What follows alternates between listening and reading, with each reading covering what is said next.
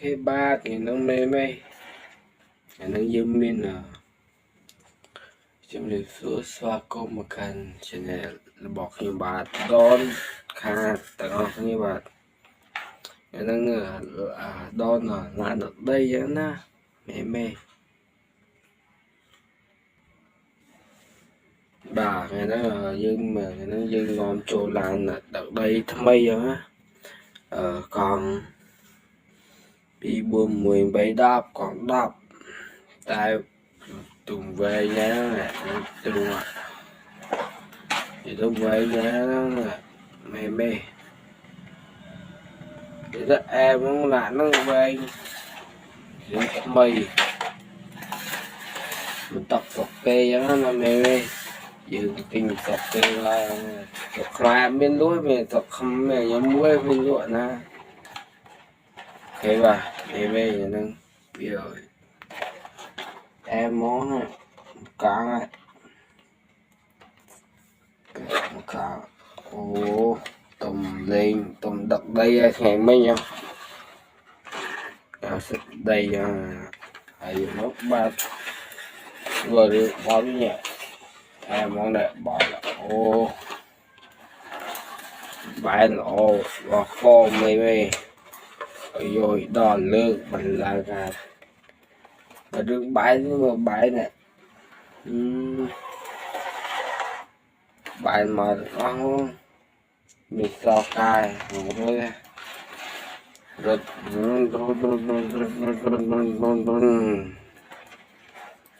ăn với là đi cách chim mát ở man chạm vì mà chạm vì chạm bây ám á bà ơi quay vào khi đã nó mới mê ok mê chẳng như bây giờ phải ra lấy thì nó phải kia dân người ta ô lên hàng cái đại trẻ nhớ nè ở đây nhưng mà mơ nông lên chứ nhá ở miền làng tôi muối ấy cái hai sự kiện nó sân ok mấy mê chặt sai rồi nè ô nó bãi này ô ta rõ mà mê mê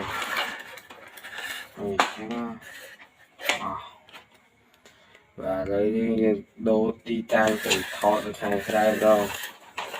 bây ở tusna ở mê mê tusna đi tung lên là đi em mặc cái mê mê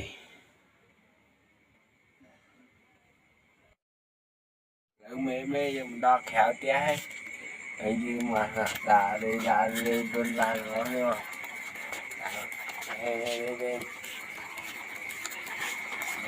đây đó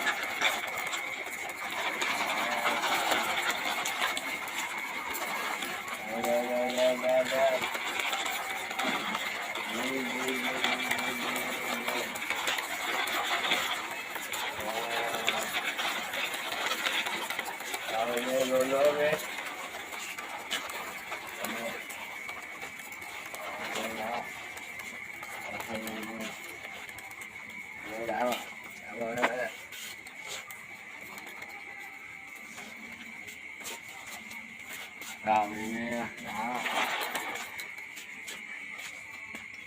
ok mê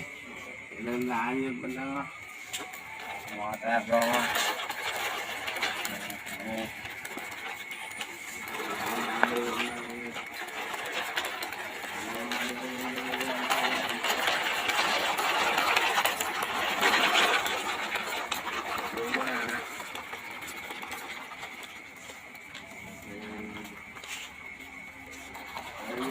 đây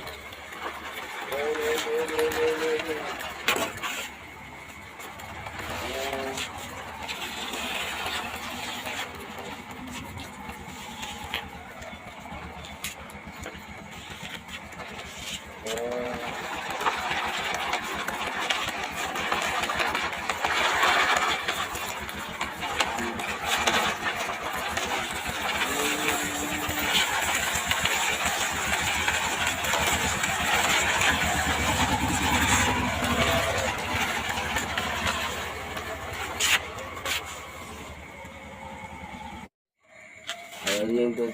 thường là tôi cả đây tôi giúp mó đó đi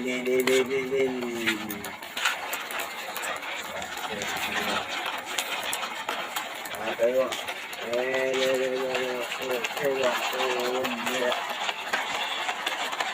em muốn mấy em nói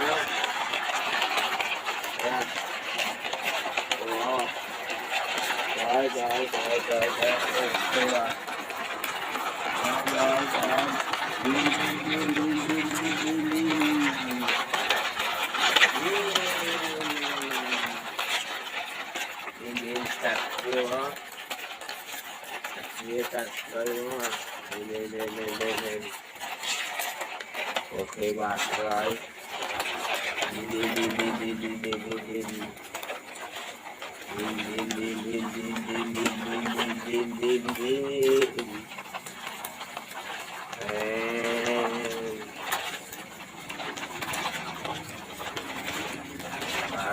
tự mê cho đi ấy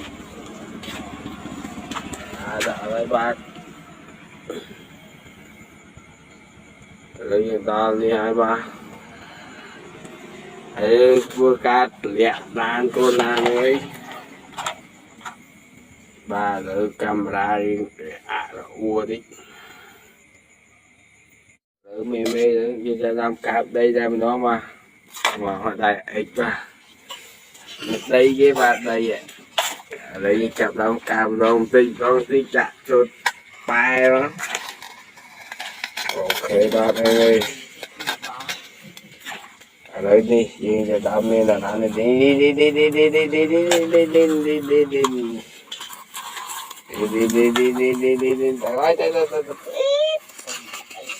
bài chơi mai bạn còn làm chết mê ơi on xây ra là đi vào đây đi ở đây ít cá mà ý cho dạ ai cá nữa ít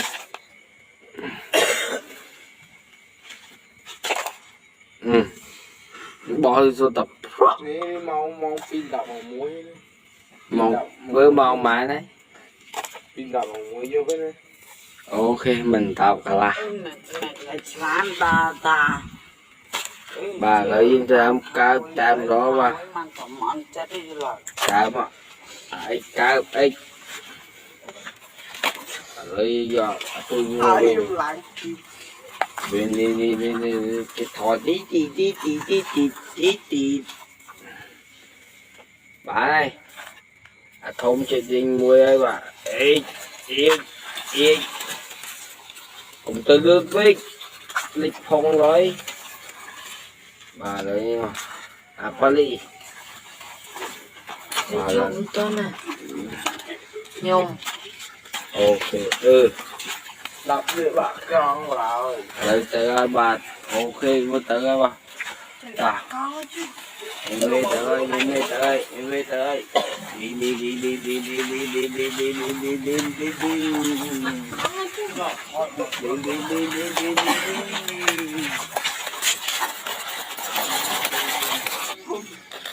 bà đã tới tiếng là bạn mình về tới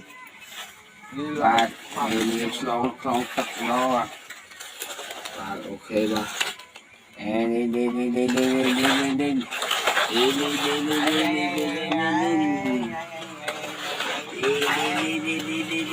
ok xong tật em nó mà ok một chương bà tự cho to lại chạy con em đó mà chặt bảy em đó mà đi này bảy từng om không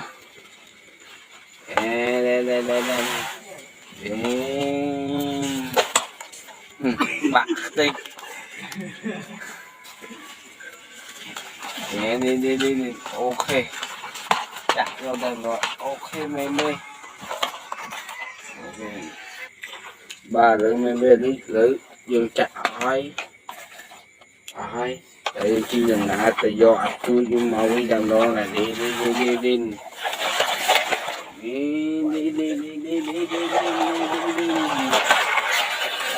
bà túi đi bà con đi lại cắt nước cắt ra nó nhanh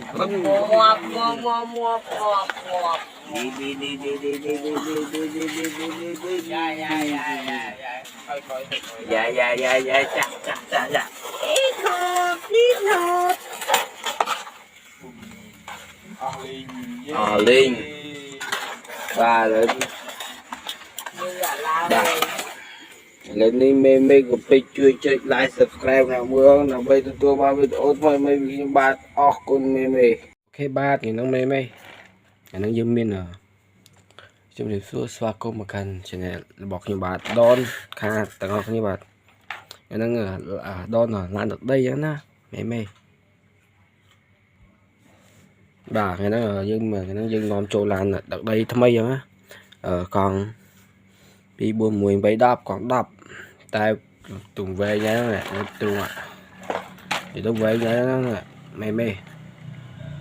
thì đó em không lại nó về thì mày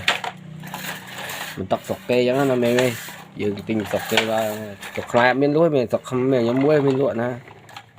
ok bà mê vậy nè rồi em món cá này cá ô tùng lên tùng đặt đây ngày mấy nhau đây ở dùng ốc bát vừa được bao nhiêu nhỉ em món này bỏ là ô bãi là ô và kho mây rồi đòn lương mình là gạt và được bãi nhưng mà bãi này bãi mà được không mình so cài rồi làm với cho làm đi cách chim mét với man chạm vì mà chạm vì chạm bây giờ ám à bà ơi quay mặt kia đấy nó mê ok mê chẳng như mình là bên đấy rồi nó thôi kia dân người ta ô lên hàng cái tẹt cho nó ở đây nhưng mà mơ nó lên chứ ở mình làm tụi muối ấy cái hai sự kia không sân ok mê chặt sai rồi nè ô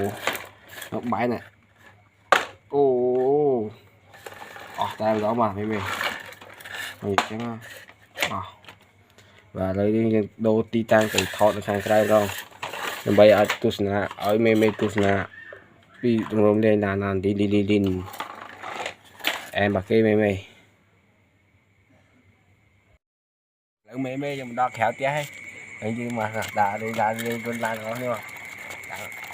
đi nơi đó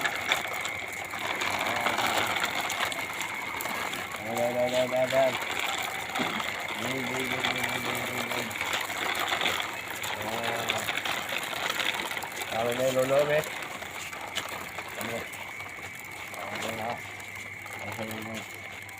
đây đã rồi đã ok mê nên làm như bên đó mò ta vào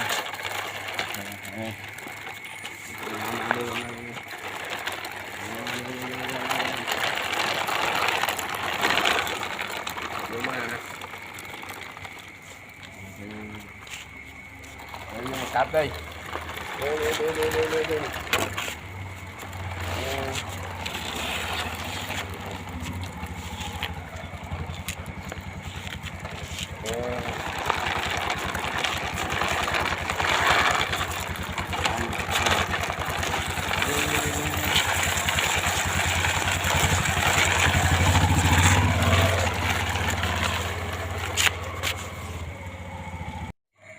nhưng tôi thường lại từ cặp đây thì dục mó đâu đi à tới rồi đây theo bạn em muốn mấy bà má trời ok rồi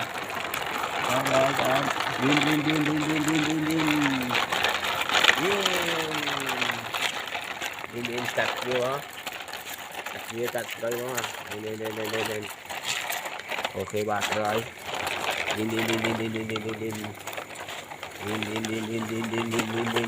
Din.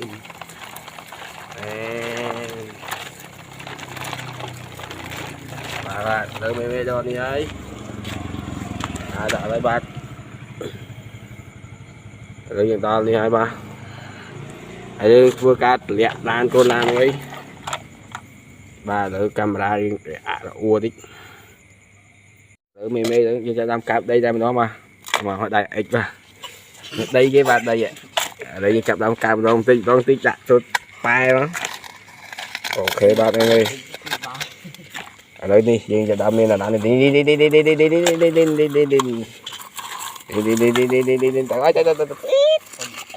bài chơi mai bạn còn lan chết mê mê ơi on xây ra lan đi vào đây đi mới đây ít cá mà ý cho gì ạ ấy cá nữa ít bỏ đi số tập mong pin đập bằng muối mong bữa mong mà đấy pin đập bằng muối vô cái này ok mình tập cả là này ta bà lợi dụng cho em cá tem đó mà cá mà ấy cá ấy lấy do tôi như bên đi cái thỏi tí bà này thông trên dinh mua đây bà ít cùng tôi lướt với lịch phong nói bà đấy Pali trộm cho nè nhôm ok đập với bà con rồi đấy tới ai bà ok có tới ai bà à em mê tới đi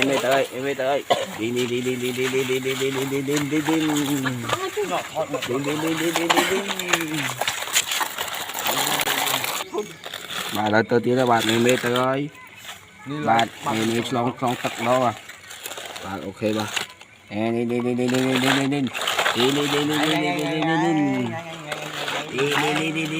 ok ồ son tật đang nó mà ok một chương bà tự cho tao lại chặt con tem đó mà chặt bảy anh tem đó mà đi bay từng om không đây bạc tích đi ok chặt con tem đó ok mê ok bà tự mê đi dừng chặt ấy tại khi làm nãy tự do ăn chui nhưng mà vi làm đó là đi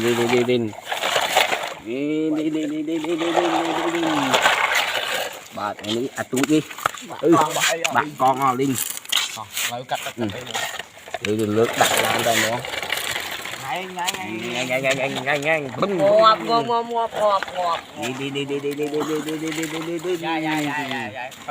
dạ chặt ít nốt linh ba rồi lên đi mê của page chui like subscribe nào mưa nào bây tôi ba video thôi mấy video ba con mê ok ba thì nó mê nó dâm men à chúng này số xóa công makan channelบอกnhưบาทดอนขาดแต่เราnhưบาทนั่นดอนนานได้ยังนะแม่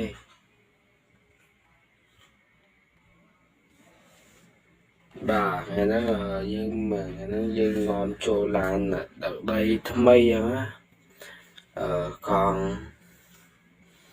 bị buông mùi bấy đáp còn đáp tại tùng về nhá tùng thì tôi về nhá mê thì đó em muốn là nó về mây mình tập sọc kê cho nó mê giờ tìm sọc kê là sọc ra bên lúa về sọc không mẹ những muối bên lúa na thế bà mê cho nó giờ em muốn cá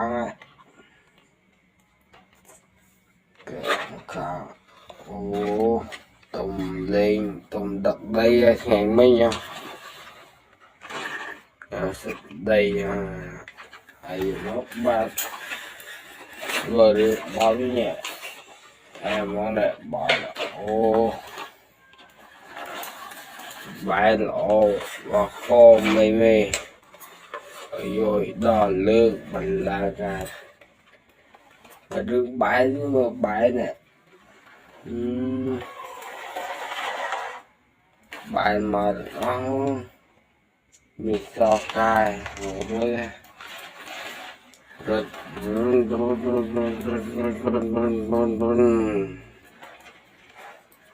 ăn với là này cách chim mát với man chạm vì mà chạm vì chạm bây ám ba bà ơi vậy mà khi đã nó mới mê ok mê chẳng như bây là bên đây là nó phải kia dân người ta ô lê hàng cái kẹt nhớ nè đây mà mơ nông rên gì nhá ở miền đàn tôi muối ấy hai sự kiện năm sân ok mê mê chạp sai rồi nè ô bãi nè ô ta rõ mà mê mê mì trắng và lấy đồ tí trang từ thọ được hàng khai đó đừng bay ở tusna ở mê mê tusna bị rôm lên là nàn đi đi đi đi em mặc cái mê mê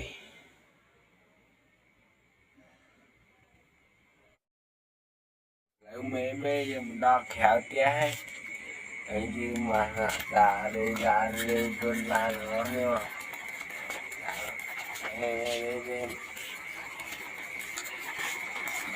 em nơi đã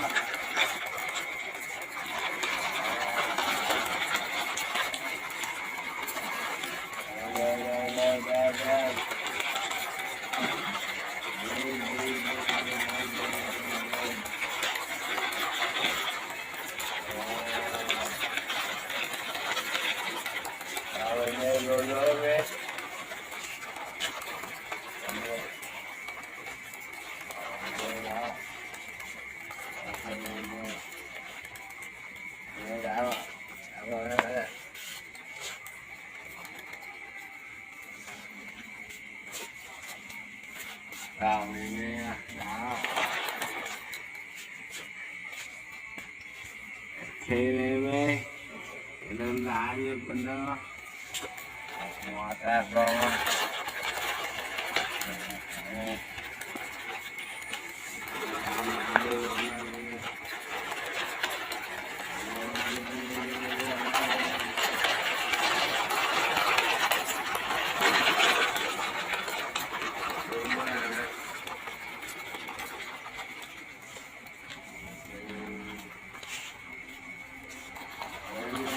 đây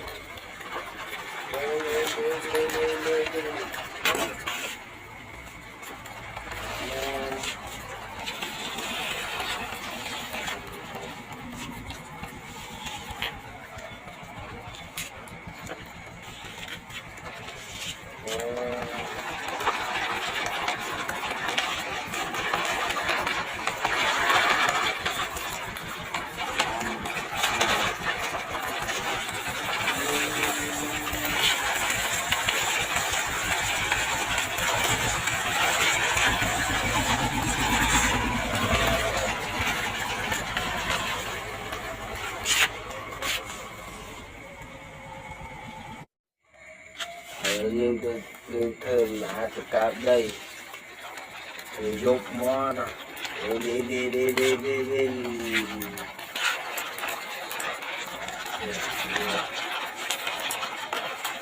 thấy không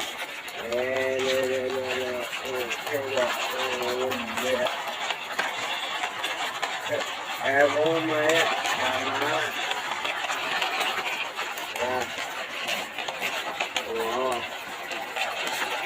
rồi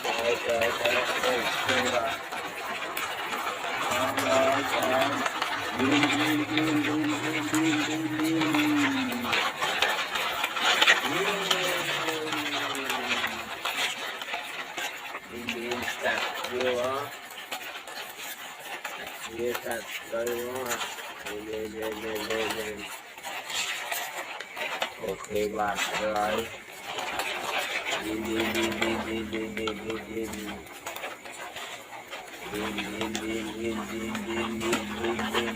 đi đi đi.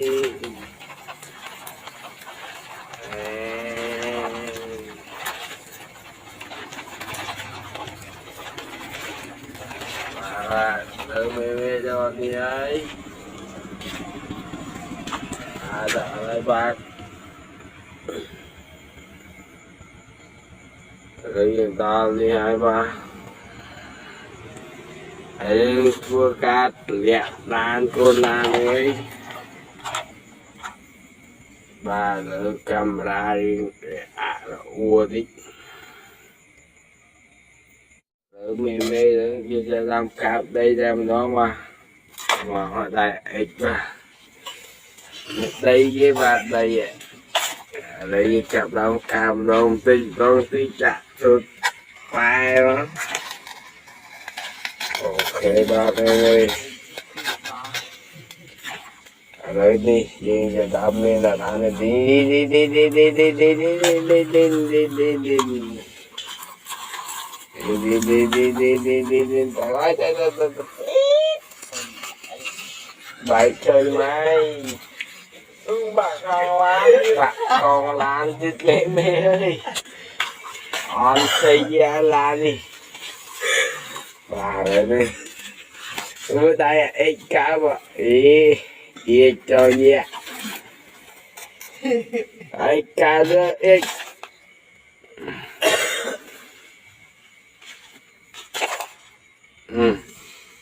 bỏ vô tập mau pin đập bằng muối một bữa mòn mà đấy pin đập bằng muối vô cái này ok mình tập cả là bà lấy ra cá chạm đó mà chạm mà ấy cá ấy lấy giờ thương đi cái thỏi tí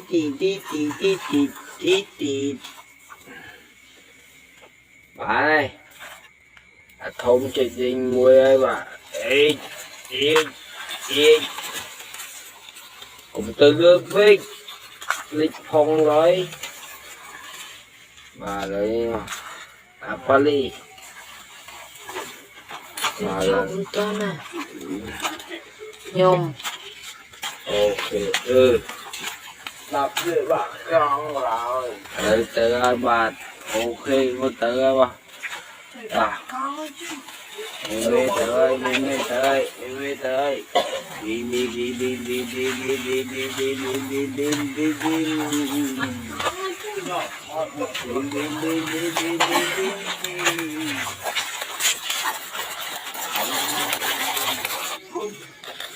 bà đã tới tiếng các bạn em đi tới bà em không thật nó à bà ok bà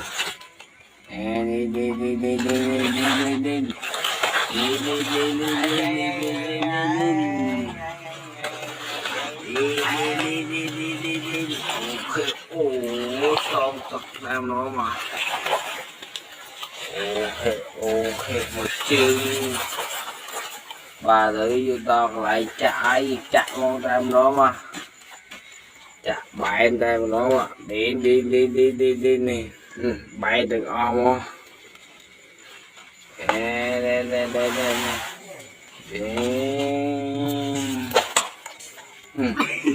đây bạn đi đi ok chạy cho em rồi ok mê ba rồi mê lít lử giờ chạy hai đấy chi đừng ngã tự do tôi nhưng mà đi đằng đó là đi đi đi đi đi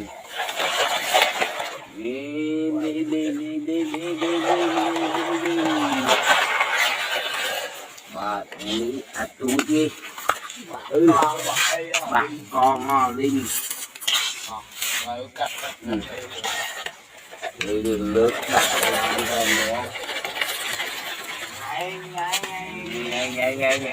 ngay Mua mua mua mua mua đi đi đi đi đi đi đi đi đi đi đi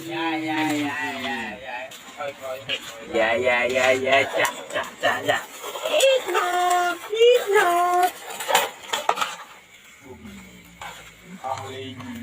Linh ba lên lên đi mê của page chui chơi like subscribe nào mưa nào bây giờ tôi bao video thôi mấy video ba con mê ok ba thì nó mê nó dương min à chúng mình sửa xóa có một căn channelบอกnhư bạn đón khá tao như bạn nó đón là làm được đây á na mê bà người nó nhưng mà nó dương ngon chỗ làm là được đây thăm mây á còn bị buồn mùi bấy đáp còn đáp tại tuần về nhá tuần thì lúc về nhá mê thì đó em muốn là nó về thì nó mây mình tập tập kê đó mà mê dừng tình tập kê là tập ra bên lúa mình tập không mình nhóm muối bên lúa na ok bà mê nâng bây giờ em món này cá này cá ô tôm lên tôm đặt đây ngày mấy nha xịt đây ấy nó ba vừa được bao nhiêu nhẹ em món này bỏ ô bãi lỗ và kho mê rồi đòn lơ mình là gà và đường bãi này bãi mà nó bị so cay rồi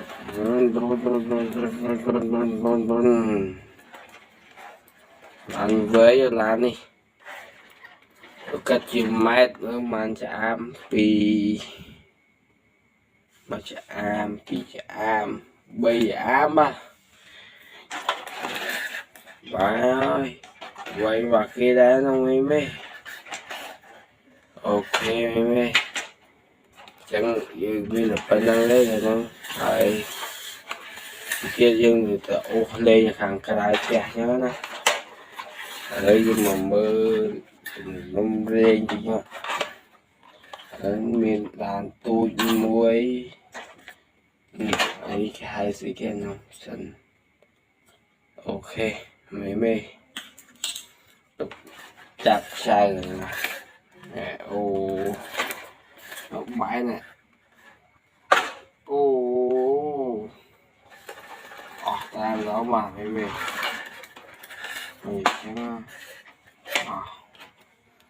và lấy đi đô titan thì thọ được hàng cái đâu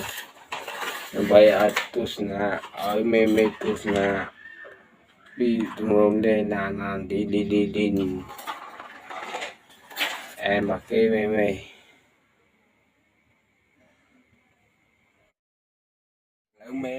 đo khéo té ấy như mà đã đi con lan nó nữa đây đây đó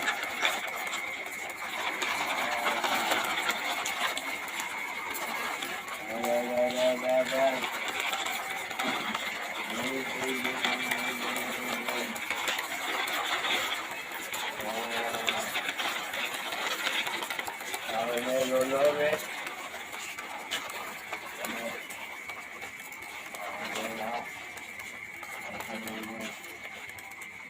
đã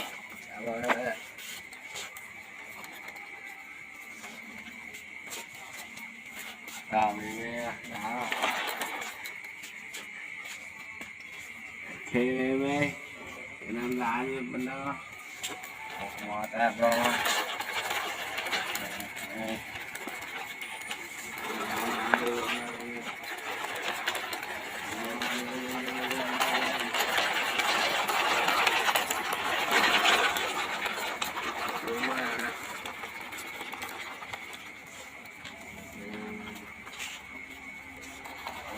Cắt đây.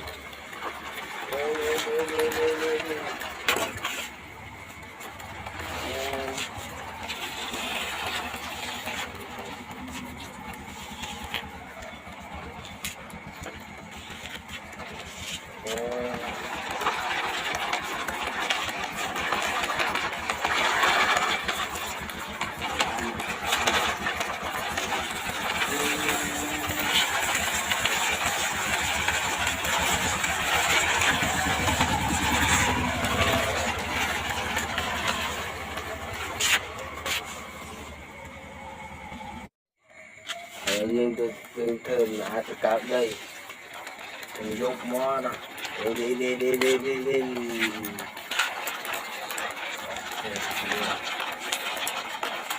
Đây rồi.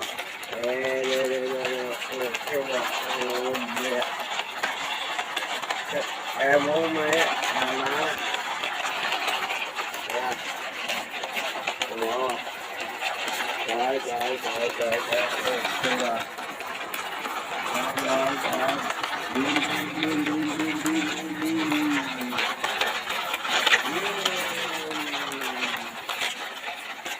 Đi chặt vô hả? Đi chặt đây đúng không? Lên. Ok bạn rồi. Đi.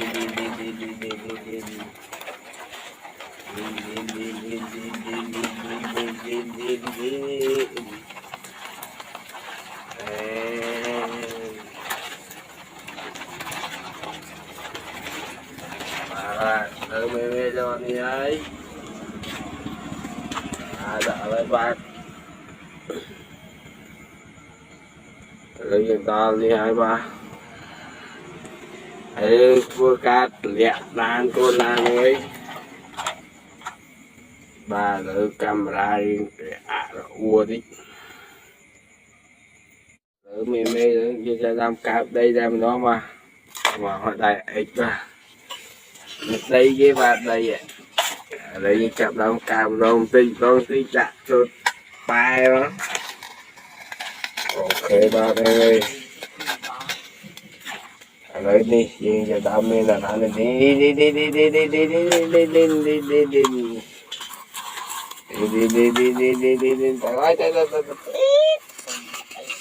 Bài chơi mai.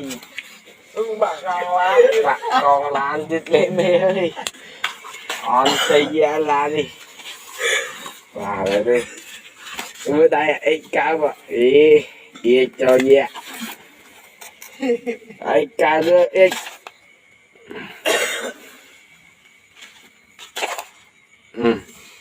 Bỏ đi tập. Mong pin đập vào muối. Mong mãi đấy.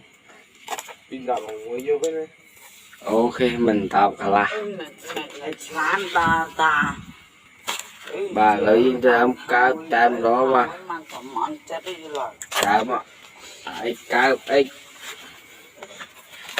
Lấy giờ tôi bên đi cái thỏi tí. Bà này. Thông trên đinh mùi ấy bà. Ê. Cũng từ gương với lịch phong nói. Bà lấy mà. Pali. Trộm cho nè. Nhung. Ok. Lập như bạn con rồi. Lấy tới hai bà. Ok mất tới hai bà. À. Em mê tới. Đi.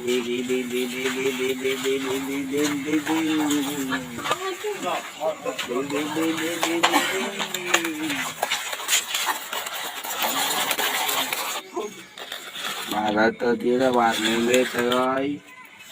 បាទមានឆ្លងក្នុងទឹកឡបាទអូខេបាទនេះអ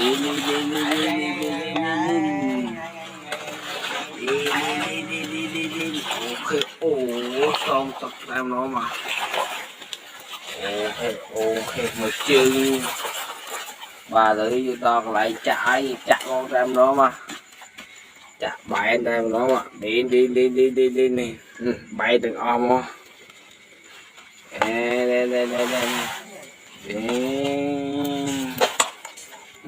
បាក់ខ្ទេចនេះអូខេចាក់ចូលតែម្ដងអូខេមេបាទឥឡូវមេនេះយើងចាក់ហើយតែទីដំណើរទៅយកអាទូចនេះមកវិញតែម្ដងណានេះ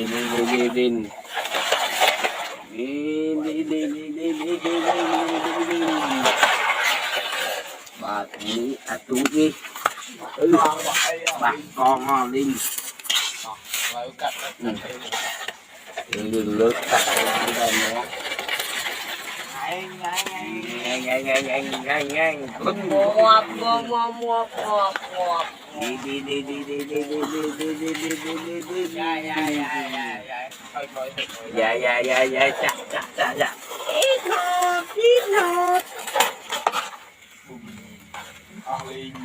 Linh ba lên đi mê của page chui chơi like subscribe nào bữa nào bây tôi ba video thôi mấy cái ba con mê ok ba thì nó mê nó dương miên à trong điểm số xóa câu mà cần chỉ này bọc như bạn đón kha tặng học như bạn nó đón là lan được đây á mê bà cái nó dương mà nó dương ngon trâu lan là được đây thâm mây á còn đi buôn mùi bấy đáp còn đáp tay tùng về nhá này tùng ạ thì tôi về nhá nó mê thì đó em không lại nó về nó mây mình tập sọc kê giống nó mê dừng tình sọc kê và sọc lại bên lúa mình sọc không mình nhóm muối bên luận ha ok bà mê nó biểu em món cá này cá ô tùng lên tùng đặt đây ngày mấy nhau đây ở dùng ốc ba rồi được bao nhiêu nhẹ em món này bỏ là ô bãi là ô và kho mê rồi đòn lương mình là gà và được bãi nhưng mà bãi này bãi mà được không mình so cài một đôi rồi làm với cho làm đi cách chim mét với man chả am pi mà chả am bây ám à bà ơi quay vào kia đá nó mê ok mê chẳng như bên là bên đấy rồi nó rồi kia dân người ta ô lên hàng cái đài cho nó ở đây nhưng mà mơ nó lên chứ nhá ở miền đàn tụi muối ấy hai sự kia không sân ok mê tục chặt sai rồi nè ô nó bãi này ô tay đó mà mê chứ và lấy đô titan từ thọt được hàng cái đâu bây giờ tôi sẽ ở mê tôi sẽ đi trong đây là đi em bà kia mê lỡ mê nhưng mà đo khéo tía hay nhưng mà đã đi con lan đó nhưng mà đây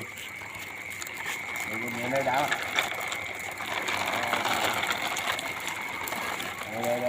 đây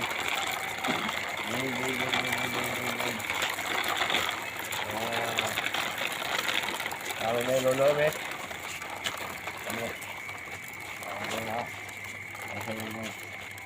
đây đã rồi đây đã ok mê nên làm như bên đó mò ta vào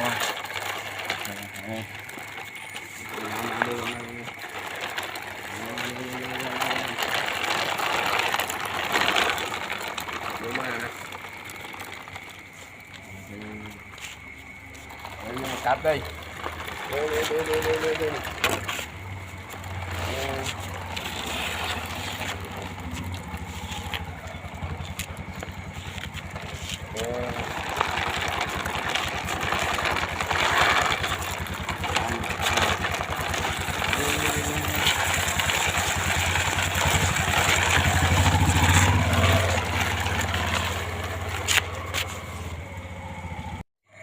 Nhưng tôi thường nãy tôi cặp đây tôi dục mó nè đi đã tới rồi ok rồi em muốn mấy bà má nè đúng không trời ok rồi rồi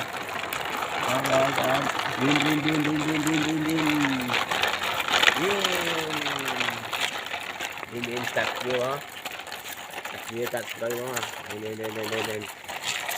ok bạc rồi đi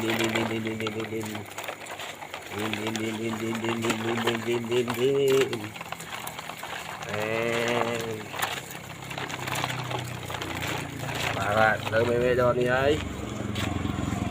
đợi lấy bạc lấy những to đi hai ba ấy vừa cắt lẹ lan con lan ấy bà đỡ camera đi ua đi đỡ mê đỡ cho đam cặp đây đam đó mà họ đại ích và đây cái bạc đây vậy đây cặp đam cặp đong tí chặt chút bay đó ok bạn ơi ở đây đi nhưng cho đam nên là đi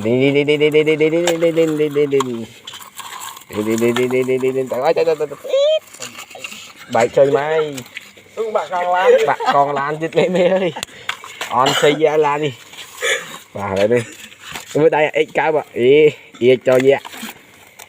ấy cá đó ít bỏ số tập Ini mau pin đập bằng muối màu bữa màu mà đấy pin đập bằng muối vô cái này ok mình tập cả là bà lấy cho em cá tam đó mà cá mà ấy cá ấy lấy cho tôi như vậy đi cái thỏi tí bà này thông trên dinh muối ấy bà ít cùng tôi lướt với lịch phong nói bà đấy Apali trộm to nè nhom ok đập được bạn con rồi đấy tới ai bà ok có tới ai bà ta em mê tới đi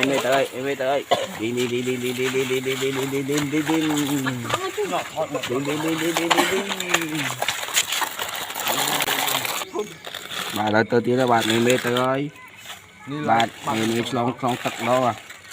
bạn ok bà đi ok ồ son tật đang nó mà ok một chân bà tự cho tao lại chạy chặt con tam đó mà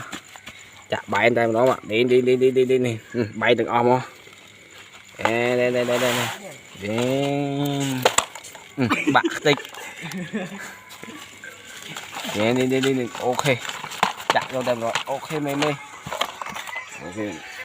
bà tự mê đi giữ dừng chặt ấy tại khi dừng lại từ do ạch tôi nhưng mà đi tam đó là đi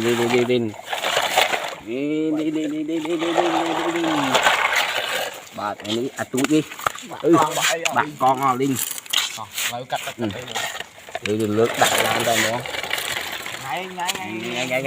nhanh ngọp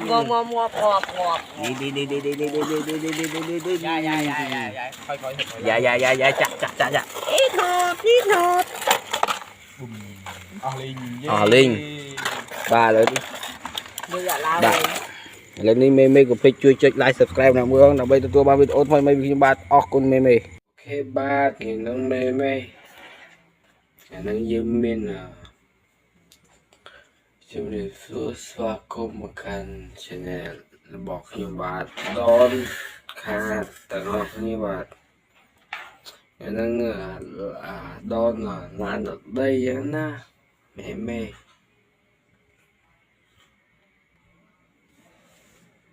bà nghe nó dương mà nghe nó dương ngon trồ lan nè đợt đây thâm mây á còn bị buông mùi bấy đáp còn đáp tai tùng về nhá tùng thì tôi về nhá mê mê thì đó em muốn là nó về mây mình tập sọc cây cho nó mê mê dương tìm sọc cây là sọc ra bên lúa mình sọc không mình những muối bên lúa nè thế bà mê mê cho nó giờ em muốn cá cá ô tôm lên tôm đặt đây hẹn mấy nhau đây ai nó ba vừa được bao nhiêu nhẹ em muốn để bỏ là ô bãi lỗ và khô mê mê rồi đo lương mình là gà và đường bãi mà bãi nè bãi mà nó mình so cài rồi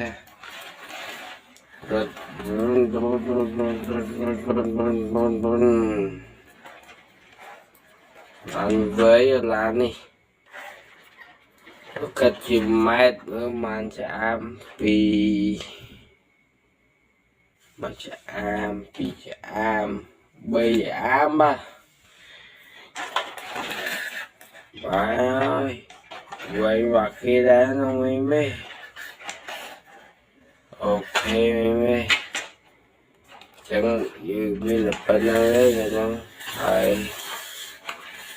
kia dương được ô lên hàng cái kẹt cho nó đây mà mơ nông lên chứ nhá ở miền đàn tôi muối ấy hai sự kiện năm sân ok mê mê chặt sai rồi nè ô một bãi nè ô ta rõ mà mê mê mì trắng và lấy đồ titan thì thọ được hàng trái đóដើម្បីឲ្យទស្សនាឲ្យមេមេទស្សនាពីរំលែកណានានទីអែមបាក់គេមេមេ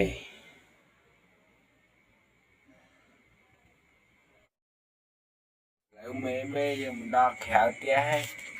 ហើយយើងមកដាលេជន់ឡានរបស់នេះ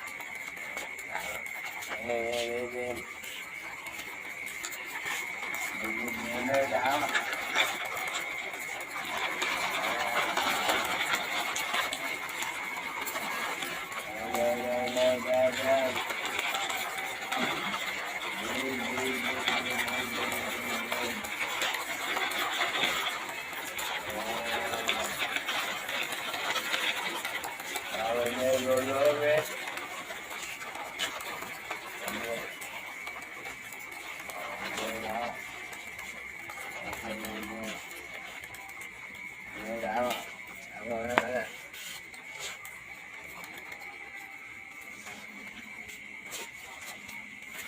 vào này đó ok mê đơn giản như bên đó ngoài ra rồi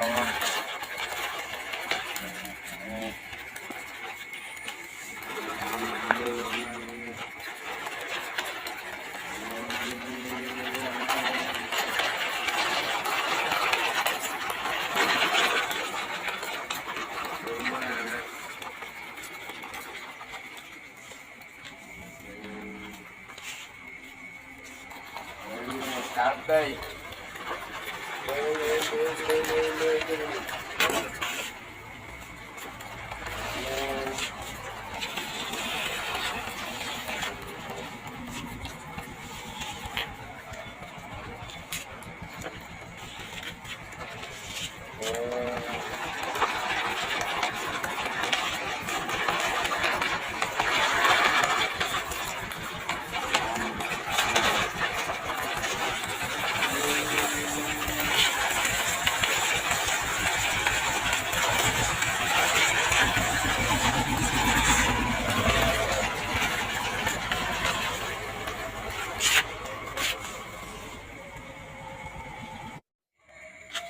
nhưng tôi thơm là tôi cạp đây tôi dục mó đó đi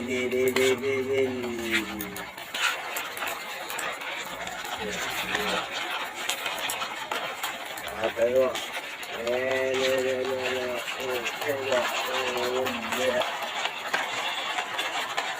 em ôm mẹ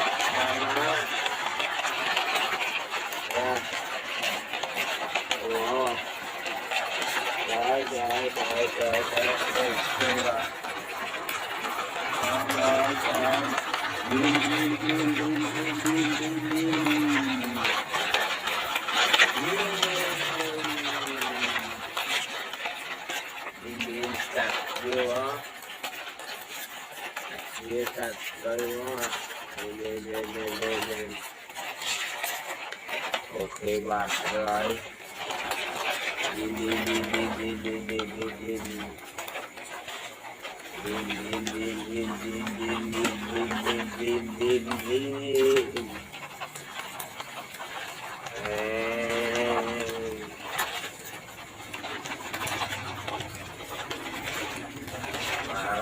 đỡ mê cho đi ấy đỡ lại bạc rồi người ta đi hai ba ấy vua cát lẹ đàn con lan ấy ba đỡ camera đi ua đi đỡ mê đỡ kia ra làm cáp đây đem đó mà họ đại ích mà đây với ba đây ạ lấy cặp đóng cam đông tí chặt chút vai đó ok ba ơi lấy đi gì giờ đâm lên là đâm lên đi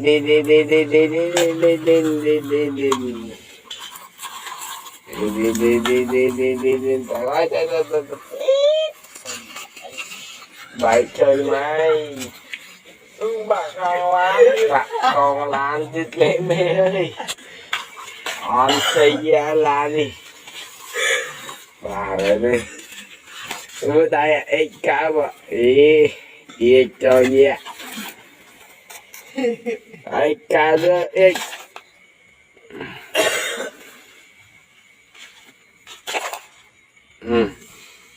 bỏ vô tập mong phi đập bằng muối một bữa mong mà đấy phi đập bằng muối vô cái này ok mình tập là bà lấy ra cá tam đó mà cá mà ai cá ấy lấy giờ tôi đi cái thỏi đi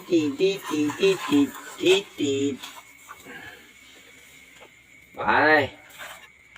không chơi tình muối ấy bà ê cũng từ nước với lịch phong rồi bà lấy Pali bà là nhôm ok đập được bà con rồi đấy từ ai bà ok có từ ai bà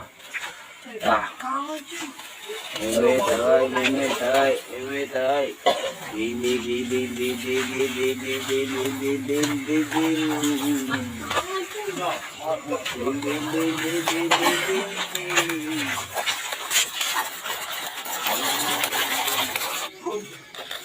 bà đã tới tiếng các bạn em về tới bạn em không thật nó ok bà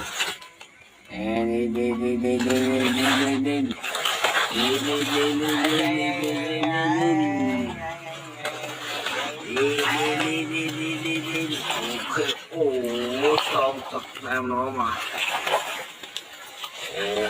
ok một chương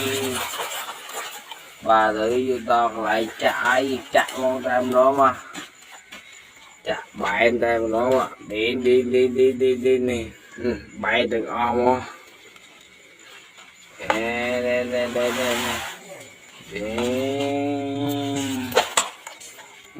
bạn tích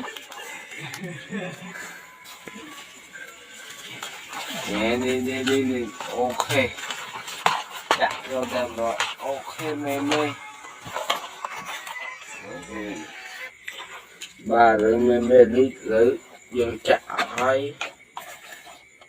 hai tại chi lần lạ tại do tôi nhưng mà đi đầm đó là đi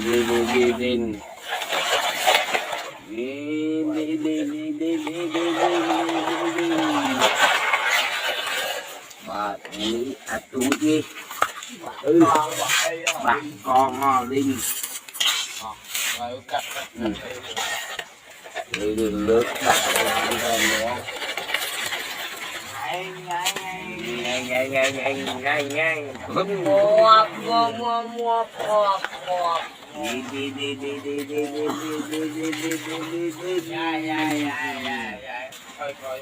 dạ chặt ít nốt Linh ba rồi